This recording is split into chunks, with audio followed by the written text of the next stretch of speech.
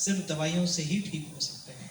लेकिन कुछ तरह के मिर्गी हैं जो दवाइयों से ठीक नहीं हो सकते, वो लगभग अराउंड 25% फॉर्म करते हैं।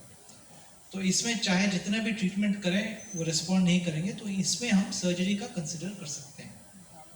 तो पहली बात यह है कि ये ज़रूरी नहीं है कि आपको ट्रीटमेंट 10 साल 15 साल 20 साल देना, उसके बाद आपको ये नतीजे पे पहुंचना है कि ये ड्रग रेजिस्टेंट एपिलेप्सी है। ये बिल्कुल गलत है, ये बिल्कुल गलत धारणा है। जैसे ही फर्स्ट मेडिसिन फेल हो जाता है तो उस मरीज को ड्रग रेजिस्टेंट एपिलेप्सी होने का चांसेस करीबन 50% होता है। जैसे ही दूसरा मेडिसिन फेल हो जाता है जो एडिक्वेट डोसेज और कॉम्बिनेशन में दिए अंडर एक्सपर्ट गाइडेंस, कुछ मेडिसिन हैं अगर आप ठीक तरह से कंबाइन नहीं करेंगे तो और बढ़ सकते हैं, इसलिए एक एक्सपर्ट के अंडर ठीक तरह की दवाइयाँ कॉम्बिनेशन में देना ज़रूरी है। और उन मरीजों में दो दवाइयाँ देने के बाद भी दौरे कंट्रोल नहीं हुए तो तीसरे ड्रग कंट्रोल करने का चांसेस लेस देन 5% है। इसका मतलब है अगर 2 ड्रग्स फेल है तो लगभग आप जान सकते हैं कि इसको हम ड्रग रेजिस्टेंट एपिलेप्सी बोलते हैं। लेकिन आज के डेट में प्रॉब्लम यह है कि हमारे पास करीबन 15, 16, 17 ड्रग्स अवेलेबल हैं जो मिर्गी को ट्रीट कर सकते हैं। तो अक्सर फिजिशियंस ये करते हैं कि जैसे एक मेडिसिन फेल हो गया तो दूसरी मेडिसिन स्टार्ट करते हैं। तो जब भी आप दूसरी मेडिसिन स्टार्ट करेंगे तो आपको 6 महीने 7 महीने 8 महीने की कुछ सीजर फ्रीडम मिलेगी और दोबारा ब्रेक थ्रू सीजर्स होकर दोबारा दौरे पड़ने लगेंगे। तो ड्रग रेजिस्टेंट एपिलेप्सी का यही एक नेचुरल कोर्स होता है। इसीलिए ये बहुत ज़रूरी है कि आप सारे 2 डजन 3 डजन दवाइयाँ ट्राई नहीं कीजिए, क्योंकि उससे ब्रेन का नुकसान हो सकता है।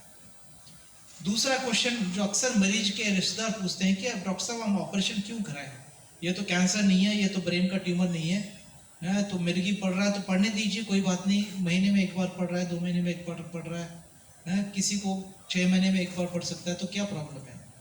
तो मेन प्रॉब्लम यह है कि जब भी मिर्गी पड़ती है आपको समझना है कि एक तरह का फ्यूज हो रहा है पूरे ब्रेन में। जैसे आपका घर है, घर में अगर पूरी फ्यूज जाती है, बार बार जाती है, तो जितने आपके इलेक्ट्रिकल अप्लायंसेस है सब खराब होते जाएंगे। आपकी फ्रिज खराब हो जाएगी, टीवी खराब हो जाएगा, माइक्रोवेव खराब हो जाएगा। इसी तरह ब्रेन में जब मिर्गी पड़ती है तो पूरे ब्रेन में शॉर्ट सर्किट होती है, जिसके वजह से ब्रेन में जितने एरियाज हैं, आपका स्पीच का एरिया हो सकता है, इंटेलिजेंस का एरिया हो सकता है, बहुत सारे एरियाज अपने आप खराब होते जाते हैं। क्योंकि जब भी मिर्गी पड़ता है तो कई सारे नसें परमानेंटली डैमेज हो जाते हैं, और ये अगर बहुत सालों तक चला तो मरीज को सीवियर मेंटल रिटार्डेशन हो सकता है, वो कुछ काम का नहीं रहेगा।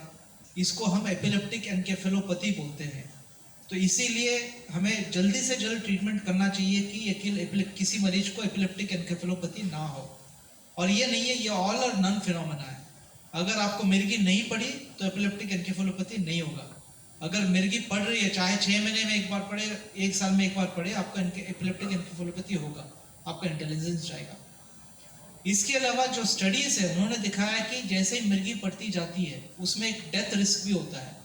तो ये ज़रूरी नहीं है कि मिर्गी में कोई डेथ नहीं होती है, डेथ रिस्क है, और ये क्यूमुलेटिव है। इसका मतलब हर साल 0.5% डेथ रिस्क जुड़ते जाता है।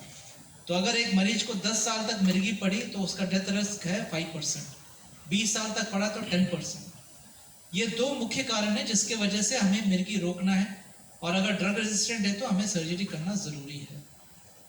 तो एपिलेप्सी में हम लोग एपिलेप्सी सर्जरी प्रोग्राम अभी 1996 से चला रहे हैं एम्स में, और हम लोगों ने 4000 सर्जरी से भी ज़्यादा किया, बहुत सक्सेसफुल रहा है। और ये भी समझना बहुत ज़रूरी है कि एपिलेप्सी सर्जरी एक तरह का सर्जरी नहीं होता है, it's a spectrum, it's an umbrella term. कुछ केसेस हैं जो बहुत अच्छी तरह कंट्रोल हो सकती है, कुछ केसेस हैं डिफिकल्ट टू कंट्रोल हो सकती है, लेकिन एवरेज कंट्रोल रेट जो है अराउंड 60 to 70% है। इसका मतलब अगर आप दवाई दे तो 0% है, सर्जरी करें तो 60 to 70% है। और एपिलेप्सी का कॉम्प्लिकेशन, सर्जरी का कॉम्प्लिकेशन रेट्स भी काफ़ी कम है। हाँ, ये है कि कुछ कॉम्प्लिकेटेड एपिलेप्सीज होते हैं, उसमें कॉम्प्लिकेशन थोड़ा बढ़ सकता है। कुछ स्ट्रेट फॉरवर्ड सर्जरीज होती हैं, उसमें कॉम्प्लिकेशन रेट्स कम हो सकता है, बट ओवरऑल कॉम्प्लिकेशन रेट्स काफ़ी कम होते हैं। एक और बात है कि लोग अक्सर सोचते हैं कि हमने MRI करा लिया और MRI तो नेगेटिव है तो इसमें कोई सर्जरी नहीं हो सकती है। ये गलत धारणाएं यूजुअली फिजिशियंस में होती है, जनरल फिजिशियंस में। वो बोलते हैं अच्छा दौरे पड़ रहे हैं, कंट्रोल नहीं है, चलिए MRI करा लेते हैं। तो MRI करा लेते हैं, उसके बाद बोलते हैं इसमें तो नेगेटिव निकला, देखिए रिपोर्ट तो नेगेटिव है, तो इसको और कुछ नहीं हो सकता, दवाई चलाते हैं। तो ये कृपया नहीं करना चाहिए, ये बहुत ही डेंजरस सिचुएशन है। तो जब भी मरीज को दौरे कंट्रोल नहीं हो रहे हैं, एक मरीज को एक टर्शरी सेंटर भेजना चाहिए जहां पे एपिलेप्सी सर्जरी के साथ डील करते हैं। ये इसलिए क्योंकि यहाँ पे जो एमआरआई होती है, जैसे प्रोफेसर गायकवाड़ अभी समझा रहे थे, ये एक स्पेशल सीक्वेंस की होती है जिसको हम एमआरआई एपिलेप्सी प्रोटोकॉल एमआरआई बोलते हैं, जिसमें बहुत ही थिन सेक्शंस लेते हैं, करीबन 300-400 सेक्शंस हो सकती हैं। और एपिलेप्सी के दो एमआरआईज हैं, हम फिल्म पे नहीं देखते, हम इसको हाई रिजोल्यूशन मॉनिटर पे देखते हैं ताकि छोटी छोटी जहां पर भी प्रॉब्लम है उसको हम पकड़ लें उसको अच्छी तरह। ये जरूरी नहीं है कि अगर एमआरआई नॉर्मल है तो सर्जरी नहीं हो सकती है। अभी हमारा करीबन 50% ऑफ सर्जरीज में एमआरआई कंप्लीटली नॉर्मल है, तो इसमें हम एडवांस टेक्निक कर सकते हैं जो अभी हम एम्स में पिछले 4-5 साल से कर रहे हैं, जिसको हम स्टीरियो एंसेफेलोग्राफी बोलते हैं, जहाँ पे स्टेज 1 पे हम तार लगाते हैं रोबोट के जरिए और उनको मॉनिटर करते हैं, और अगर वो दौरा आया तो हमें पता चलता है कि किस एरिया से दौरा आ रहा है। फिर उसी इलेक्ट्रोड को हम स्टिमुलेट करते हैं ताकि उसी तरह का दौरा हम उत्पन्न करें, तो हमें एक तरह का डबल कंफर्मेशन हो जाता है कि हाँ इसी ब्रेन के इसी जगह से दौरे आ रहे हैं। और तीसरा, इसको हम एक जनरेटर को कनेक्ट करके हल्के से जलाते हैं। इसका मतलब है एक इलेक्ट्रिसिटी बढ़ा के हीटिंग होती है वो इलेक्ट्रोड्स में, उसके जरिए जो अगल बगल में जो ब्रेन मैटर है उसको हम कोगुलेट या उसको हम डिस्ट्रॉय कर देते हैं। ये होता है बेड साइड जनरेटर में होता है। तो इससे 30 to 40% ओपन सर्जरी करने की जरूरत नहीं है, इसी से ट्रीटमेंट हो जाएगा। लेकिन इसके बाद अगर दौरे कम हो जाते हैं तो हमारे लिए एक और कॉन्फिडेंस होता है कि हम जाके ओपन सर्जरी कर सकते हैं। तो लगभग आप सर्जरी के बारे में समझे तो ये एक है।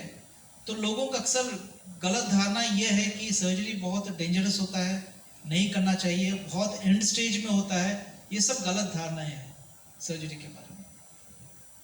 थैंक यू सर, ये काफ़ी इन्फॉर्मेटिव था आई एम श्योर सबके लिए।